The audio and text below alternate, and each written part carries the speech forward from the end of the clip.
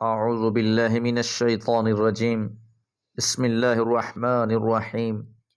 ولقد آتينا بني إسرائيل الكتاب والحكم والنبوة ورزقهم من الطيبات وفضلناهم على العالمين وآتيناهم بينات من الأمر فما اختلفوا إلا من بعد ما جاءهم العلم بغيا بينهم إن ربك يقضي بينهم يوم القيامة فيما كانوا فيه يختلفون ثم جعلناك على شريعة من الأمر فاتبعها ولا تتبع أهواء الذين لا يعلمون إنهم لن يغنوا عنك من الله شيئا وإن الظالمين بعضهم أولياء بعض والله ولي المتقين هذا بصائر للناس وهدى ورحمة لقوم يوقنون۔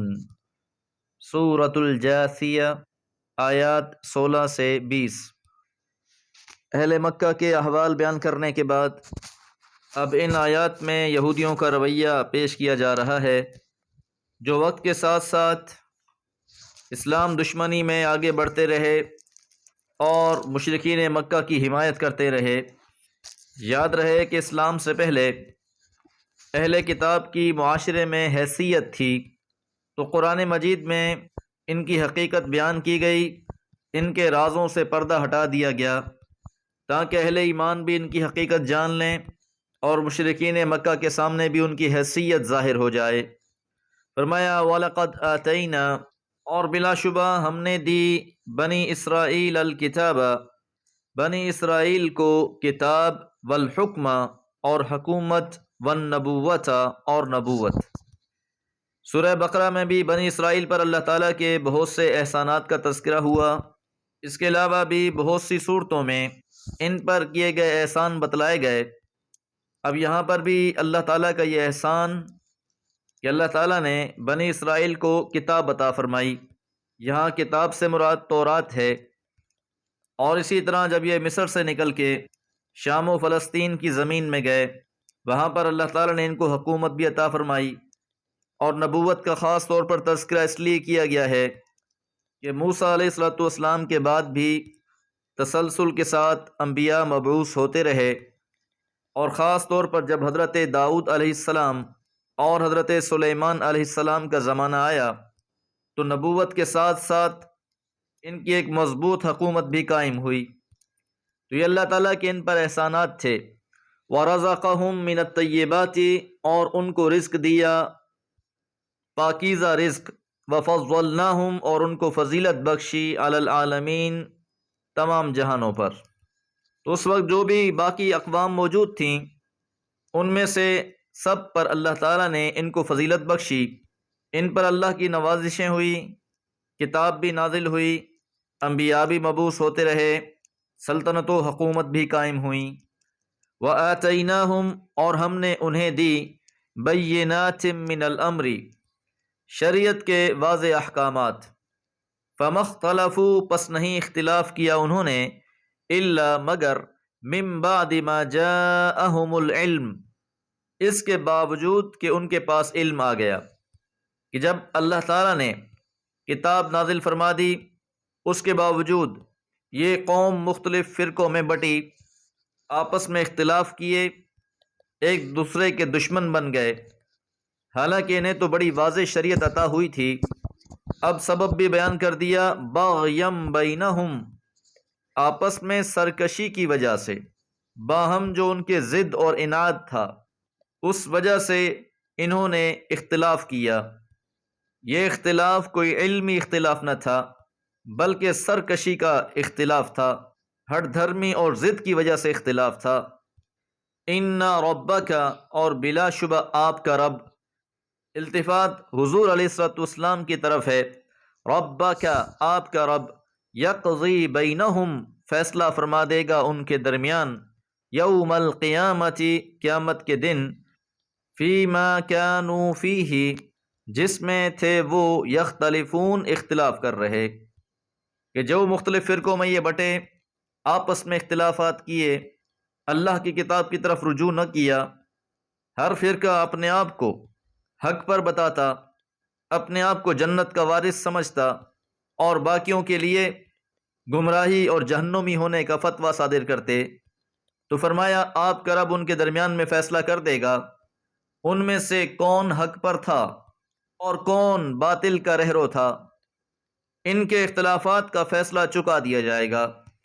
ثم پھر جعلناک ہم نے آپ کو بنا دیا، علی شریعت من الامر ایک واضح شریعت پر، کہ بالآخر ان یہودیوں کا دور ختم ہوا، ان کے باہمی اختلافات اور خاص طور پر حضرت عیسیٰ علیہ السلام کی مخالفت اور آپ کے قتل کی کوشش کی وجہ سے ان سے یہ نعمتیں چھن گئیں، انہیں یہ فضیلت بھی حاصل نہ رہی۔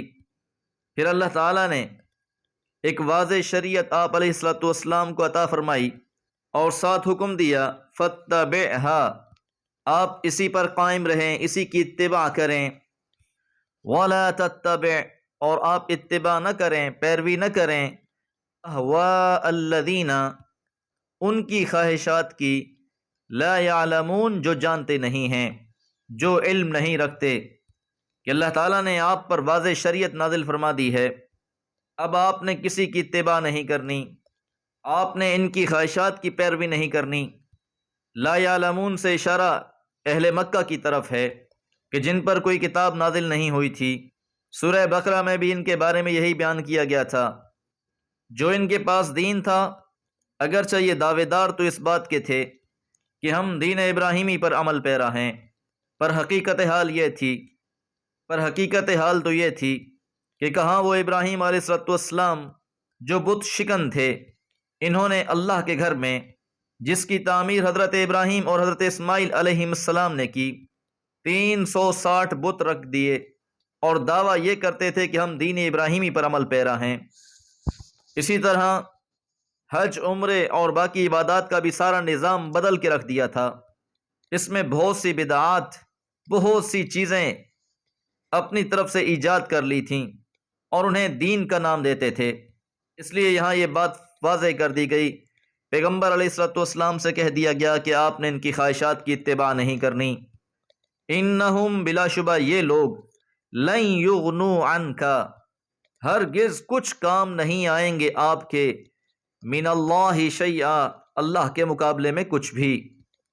تو مطلب یہ ہوا کہ یہ جتنا بھی زور لگا لیں، آپ ان کی پرواہ نہ کریں۔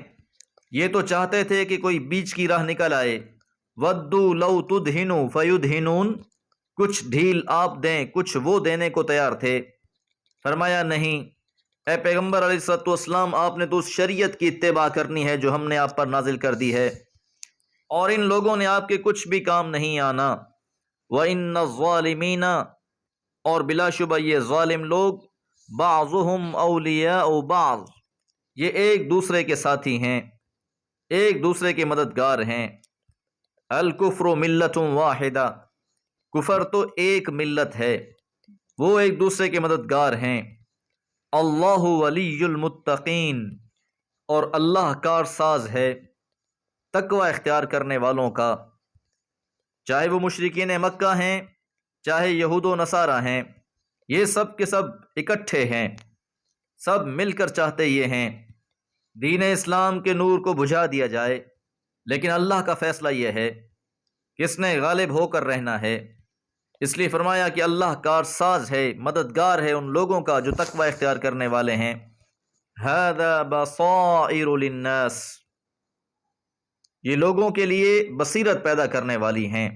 اشارہ قرآن مجید کی آیات کی طرف ہے کہ اللہ کی وحی، کتاب اللہ، لوگوں کے لیے بصارت ہے۔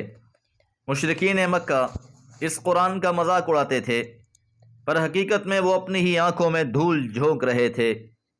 چمکتے سورج کا انکاری اپنے آپ کو ہی دھوکہ دیتا ہے، تو اللہ تعالیٰ نے اس قرآن مجید کو نازل فرمایا ہے، یہ تو بصیرت پیدا کر دینے والی ہے، للناس، لوگوں کے لیے، وہدن، اور باعث ہدایت ہے، ورحمتن، اور باعث رحمت ہے، لقوم یوقنون، ایسی قوم کے لیے جو یقین رکھنے والے ہیں۔ تو جس شخص کا بھی ایمان اللہ کی کتاب پر ہوگا، اسی سے رہنمائی حاصل کرے گا، وہی ہدایت پائے گا، اسی پر رحمتیں نازل ہوں گی، اور حقیقت میں ایسے ہی لوگ ایمان لانے والے ہیں۔ دعا ہے اللہ تعالی نور قرآن سے ہماری دنیا اور آخرت کو سنوار دے۔ وما علیہ الا البلاغ۔